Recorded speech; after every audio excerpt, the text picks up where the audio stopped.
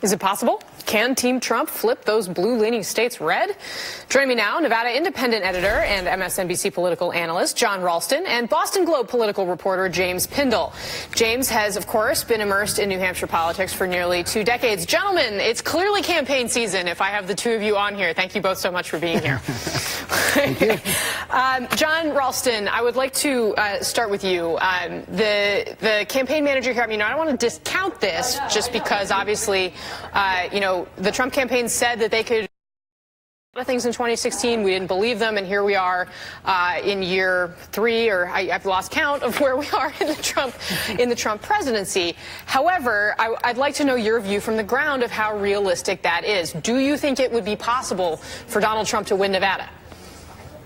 Well, it's possible, of course, Casey, and I don't want to be in the business of, this far out from the election saying anything is a certainty. But there's absolutely no evidence out there that Nevada can be flipped by Trump. The Republicans have had 2 successive disastrous cycles here in Nevada. They now only hold 1 statewide office. The governor is a Democrat. The legislature is controlled by the Democrats. Both of our senators are Democrats. There's no reason to think that Nevada, which has the famed Reid machine, which still exists without Harry Reid being directly involved, can be flipped. I can tell you that there are top-level Republicans in D.C. who think after the 2018 cycle, when the RNC came in here a year in advance and did a field program and still got crushed, they think Nevada is not in play. I cannot believe that Donald Trump's campaign manager thinks Nevada is in play.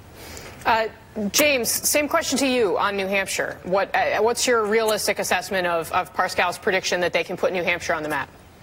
Well, look, it's not a ridiculous idea. I mean, Hillary Clinton only won New Hampshire by 0.4%, making it the closest state, only behind Michigan in terms of the entire map. So I can see why they would take a look at it and have reason to feel good. But the fact is that the state has only gone even more blue since Donald Trump was elected. And importantly, for their analysis, is that New Hampshire was the only state of those mentioned by Parscale that actually did elect a Republican governor. But he's been sort of a unicorn. I mean, the entire delegation is all Democrat. Legislature flipped to Democratic control. In terms of on the ground, there's always been a much more of a significant ground game. And one X factor, and I know we're going to get really into the weeds, but Jeanne Shaheen, the senior senator from the state, is running for re-election in 2020.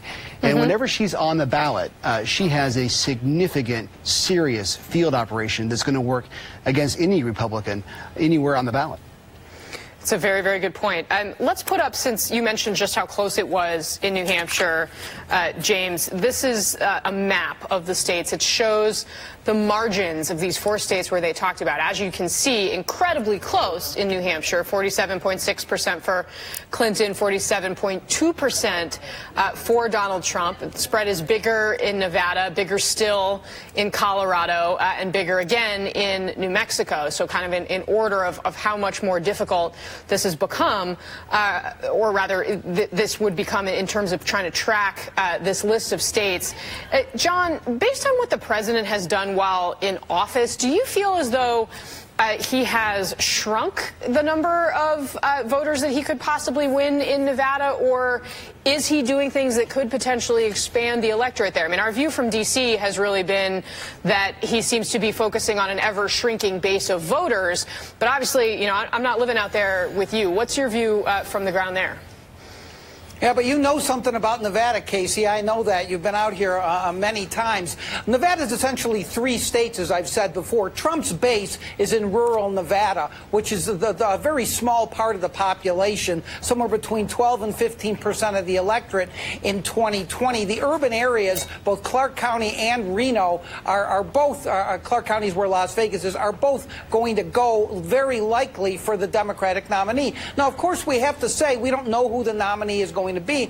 And To pivot off of something that James said, the one thing that the Trump campaign may be looking at, Casey, is there are no statewide races in Nevada in 2020. There won't be an inherent ground game for a Senate campaign or a gubernatorial race, so they may think they have an advantage here. But the Democratic registration continues to grow here in Nevada, and in Clark County, Las Vegas, where I'm sitting, it is possible, Casey, that the Republicans in Clark County may be behind not just the Democrats, but nonpartisan and third-party voters, if you count all of those. That's a disaster for them, and it's very difficult for them to overcome. One James, more point on this case. Yeah, sure. Go ahead. One more point was that, look, I understand when you're an incumbent president, your job is to expand the map and take advantage of the built-in advantages you have because you do have a head start, while in this case the Democrats are looking at themselves and only looking at a few states, these early presidential primary states. I get that. But the pure math of the 2020 re-election bid for Donald Trump really comes down to 3 states. It comes down to Wisconsin, Pennsylvania, and Michigan. And to the point where if the Democrat just wins the states that Hillary won and flips those, they're at 278 electoral votes. And we're not even talking about Florida and Ohio. Right. We're not even beginning to talk about New Hampshire. So the idea of expanding the map is interesting, and I understand it, but really it's about micro-targeting and keeping what they had in 2016.